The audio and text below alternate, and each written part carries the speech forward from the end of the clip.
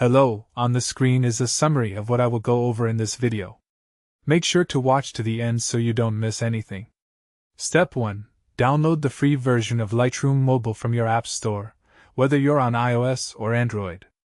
The free version gives you plenty of editing tools to work with, so you don't need a paid subscription to get started. Step 2. Open the app and import your photo by tapping the plus icon and selecting an image from your camera roll.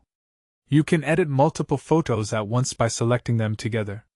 Step 3. Adjust your exposure and brightness by sliding the exposure slider left or right. You'll see real-time changes on your photo, which helps you get the perfect brightness. Step 4. Use the color adjustment tools to modify your highlights, shadows, and whites. These sliders let you fine-tune the contrast and make your photo pop. Step 5. Apply presets or create your own style by exploring the built-in filters and effects. You can save your favorite adjustments as presets to use on future photos, which saves you tons of time when editing batches.